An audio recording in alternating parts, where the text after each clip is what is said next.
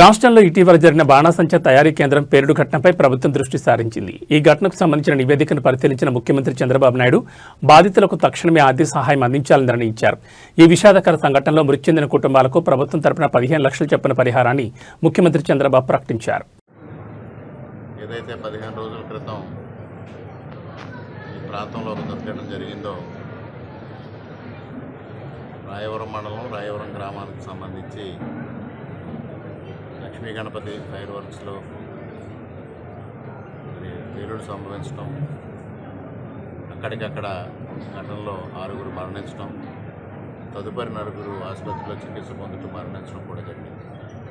దురదృష్టవశాత్తు ఆ మృతుల్లో యజమాని ఎలుగుబంటి సత్యబాబు గారు కూడా ఉండడం, మరి అప్పటికప్పుడు నేను కానీ నాతో పాటు మండపేట శాసనసభ్యులు వేణుగోపాల్ జోగేశ్వరరావు గారు కానీ వెంటనే ఆ కార్యక్రమంలో తిరిగి వెళ్ళడం, అక్కడ సహాయ చర్యల్లో పాల్గొనడం, ముఖ్యమంత్రి గారికి తెలియజేయడం, వెంటనే ముఖ్యమంత్రి గారు కూడా స్పందించి హుటాహుటిన హోంమంత్రి గారిని సంఘటనా స్థలానికి పంపించడం, కోనసీమ జిల్లా కలెక్టర్ గారు, అదేవిధంగా ఎస్పీ గారు, మిగిలిన ఐజీ గారు, మిగిలిన అధికారులందరూ కూడా రావడం, వెంటనే ఇక్కడ జరిగిన సంఘటన పైన ప్రభుత్వం కూడా స్పందించడం జరిగింది.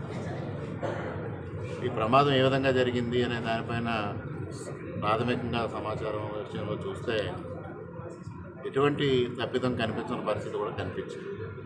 అటువంటి పరిస్థితుల్లో వీరికి ఎక్స్గ్రేషియా ఏ విధంగా ఇవ్వాలనే దానిపైన కూడా కొంత చర్చ నడిచింది. ఆ సందర్భంలో ఒక 2-man కమిటీని ఏర్పాటు చేయడం జరిగింది. మున్సిపల్ అడ్మినిస్ట్రేషన్ ప్రిన్సిపల్ సెక్రటరీ గారు సురేష్ కుమార్ గారు, అదేవిధంగా ఏగలైజీ రవికృష్ణ గారిని ఇద్దరిని పంపించడం, ఏదైతే ప్రధానమంత్రి గారు మనం 16వ తేదీన కర్నూలు రావడంలో ఈ బృందం ఇక్కడికి రావడం ఆలస్యమైంది. వచ్చి ఈరోజు నివేదిక ఇవ్వగానే ముఖ్యమంత్రి గారు మృతులకి ఒకరికి 15 లక్షల రూపాయలు చొప్పున పరిహారం ప్రకటించడం జరిగింది.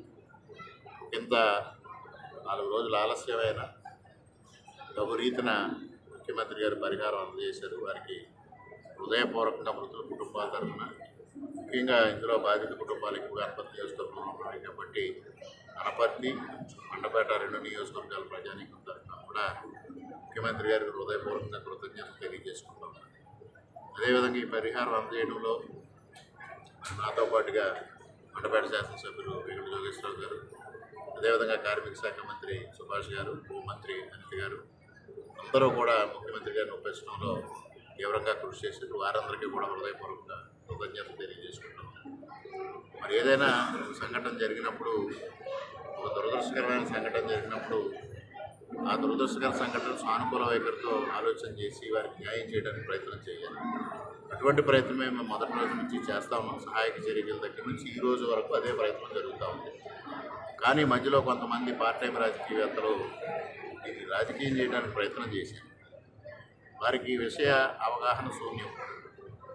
వారికి పరిహారం ఏ విధంగా ఇస్తారు, జ్యుడిషియల్ ఎంక్వైరీలు ఏ విధంగా జరుగుతాయి, మేజిస్ట్రియల్ ఎంక్వైరీలు ఏ విధంగా జరుగుతాయి, డిపార్ట్మెంటల్ ఎంక్వైరీలు ఏ విధంగా జరుగుతాయి, దానిపైన ఎటువంటి అవగాహన లేకుండా ఏదో ఒక విధంగా పాపులారిటీ సంపాదించాలనే ఉద్దేశంతో ఇటువంటి హృదయ విదారక సంఘటన కూడా రాజకీయం కోసం ఉపయోగించుకోవడానికి ప్రయత్నించడం అనేది చాలా దురదృష్టకరమైన పరిణామం. ఎవరు ఎటువంటి విమర్శలు చేసినా, ఎటువంటి వ్యాఖ్యలు చేసినా మేమంతా సమయం పాటించాం. తప్పనిసరిగా ఆ కుటుంబాలకి న్యాయం జరగాలనే ఏకైక లక్ష్యంతో అటు జోగేశ్వరరావు గారు కానీ నేను కానీ ముందుకు వెళ్ళి మాతో పాటుగా ఇది ఏదైతే ఇవాళ పరిహారం అందిస్తూ ఉన్నారో అది కార్మిక శాఖ తరఫున అందించడం జరుగుతూ ఉంది. కార్మిక శాఖ తరఫు నుంచి ఈ పరిహారం అందించడంలో సుభాష్ గారు కూడా విశేషంగా కృషి చేశారు. వారందరికీ హృదయపూర్వకంగా కృతజ్ఞతలు తెలియజేసుకుంటూ, మరి అనిత గారు కూడా ఈరోజు ముఖ్యమంత్రి గారిని ఒప్పించడంలో ప్రధాన పాత్ర పోషించారు. అదేవిధంగా ముఖ్యమంత్రి గారి ప్రధాన కార్యదర్శి ముద్దాడ రవిచంద్ర గారు కూడా ఒప్పించడంలో ప్రధాన భాగస్వామ్యం వహించారు. అందరికీ పేరు పేరున హృదయపూర్వకంగా కృతజ్ఞతలు తెలియజేసుకుంటూ, అదేవిధంగా ఏదైతే యాజమాన్య తరపున కూడా వారు కొంత నష్టపరిహారం ఇవ్వడం కోసం వారు కూడా ఆలోచన చేస్తూ ఉన్నారు. వారిని కూడా కలుపుకొని మొత్తం వారికి అందించడం, భవిష్యత్తులో కూడా వారి కుటుంబాలను ఆదుకునే విధంగా, అందులో ఒక కుటుంబం అయితే తల్లిని తండ్రిని ఇద్దరిని కోల్పోయిన పిల్లలు ఉన్నారు, వారిని ఏ విధంగా P4లో ఆదుకునే దిశగా కూడా ప్రయత్నం చేస్తాం. అన్ని విధాలుగా కుటుంబానికి ఆదుకోవడానికి దయించి ఇప్పటికైనా ప్రతిపక్ష నేతలకి చెప్పేది, ఈ పార్ట్ టైం రాజకీయాలు వదిలి ప్రతిదాన్ని విమర్శలు చేసే విధానాన్ని వదిలి సానుకూల దృక్పథంతో రాజకీయాలు చేయమని, సద్విమర్శలు చేయమని విజ్ఞప్తి చేసుకుంటూ ముఖ్యమంత్రి గారికి అదేవిధంగా ప్రభుత్వానికి మరొక మారు హృదయపూర్వకంగా కృతజ్ఞతలు తెలియజేసుకుంటూ సెలవు.